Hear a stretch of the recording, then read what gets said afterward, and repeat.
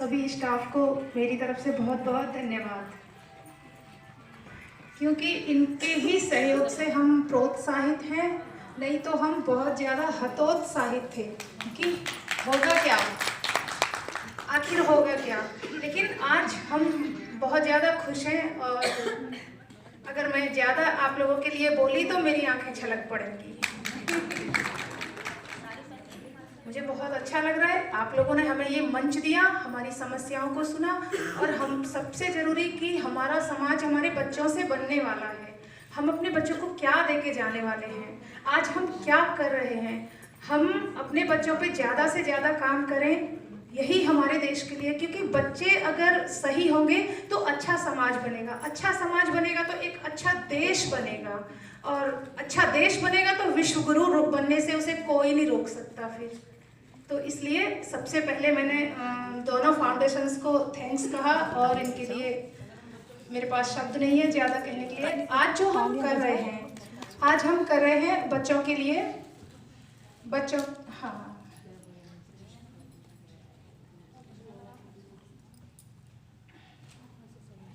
बच्चों के स्वास्थ्य पे हम काम कर रहे हैं, बच्चों के विकास पे हम काम कर रहे हैं। अगर हमारे बच्चों का स्वास्थ्य और विकास अच्छा होगा तो एक सुदृढ़ समाज निकल के आएगा हमारे बीच में।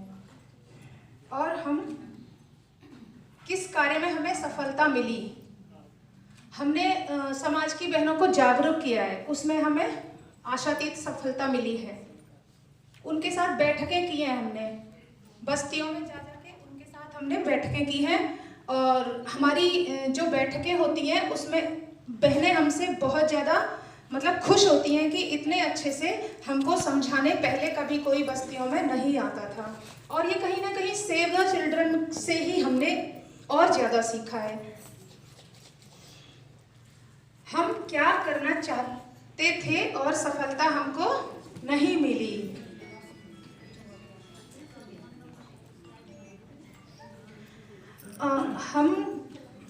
मैंने बच्चों को जोड़ा, मैंने कोई बच्चे की एज लिमिट नहीं देखी। बड़े बच्चे भी हैं हमारे, 6 साल से ऊपर की एज के 14 साल के बच्चे बस्तियों में घूमते हैं और उनका कोई नहीं होता। जैसे वो चोर भी बन सकते हैं, उचक्के भी बन सकते हैं, वो कुछ भी बन सकते हैं। मेरे दिमाग में बस एक ही पॉइंट था कि अगर देश के बच्चे चोर उचक्के बनेंगे तो देश का भविष्य अच्छा नहीं होगा, खराब ही होगा।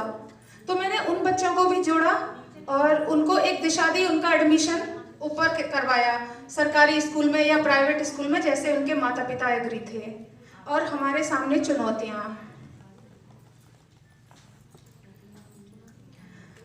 जब हमने ज्वाइन किया था तो हमने बहुत सपने देखे थे कि अब हम एक ऐसे प्लेटफॉर्म पे आ गए हैं, अपने समाज के बच्चों को और अपने समाज की महिलाओं को अच्छे से सुदृढ़ कर पाएंगे।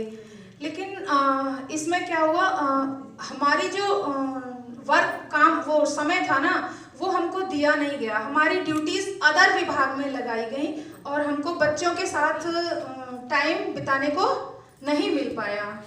एक ये बहुत बड़ी चुनौती थी, चुनौती है हमारे लिए, आज भी बनी हुई है, क्योंकि हम अपने केंद्र पे समय नहीं दे पाते।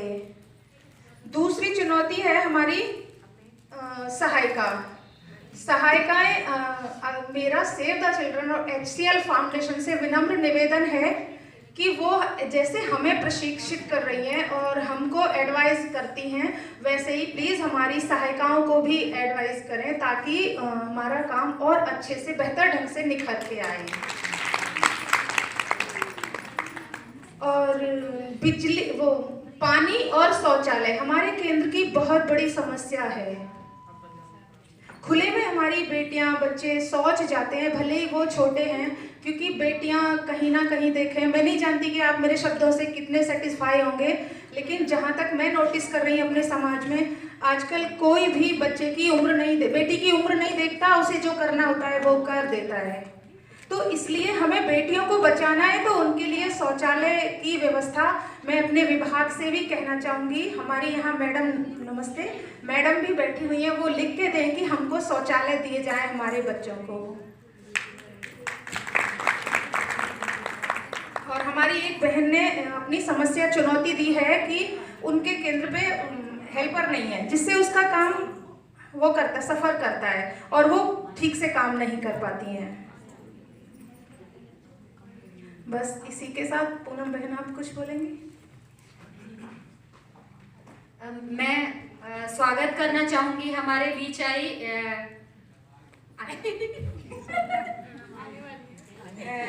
मेरे सामने एक चुनौती आई थी जिसकी मैं खुद भुक्तभोगी हूँ। मुझे नहीं पता कि किसी और के साथ भी ये कुछ हो चुका है। जब छोटे बच्चे होते, कुपोषित बच्चे होते, हमें उन्हें एनआरसी में भेजना होता है, हमें भी खुद साथ जाना होता है। बट वहाँ पर जो डॉक्टर होते हैं वो उनका हमारे प्रति व्यवहार अभद्र होता है। बोलते हैं कि इसको क्या बीमारी है, हम बोलते हैं कि भैया इसका वजन कम है, ये कुपोषित है। किस कारण कुपोषित है भैया, आप देखो क्या क्या कारण रहा होगा। फिर बोलते हैं कि हम जैसे कि लूज मोशन है, कोई बीमारी बुखार है, उस वजह से वजन कम हुआ है, तो बोलते हैं इसका हमारे पास कोई इलाज नहीं है, आप डिस्ट्रिक्ट हॉस्पिटल जाइए, वहाँ कराइए।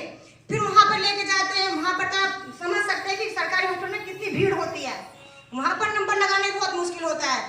तो मैम बस मैं इतना चाहती हूँ कि जहाँ तक हम जा सकते हैं, जैसे कि हम CSC पे जाते हैं, वहाँ तक ही हमें भेजा जाए, ना कि हमें डिस्ट्रिक्ट हॉस्पिटल के चक्कर लगाने पड़े। ये मेरी बहुत बड़ी चुनौती है, मैं कई बार इसके चक्कर काट चुकी हूँ। बस धन्यवाद।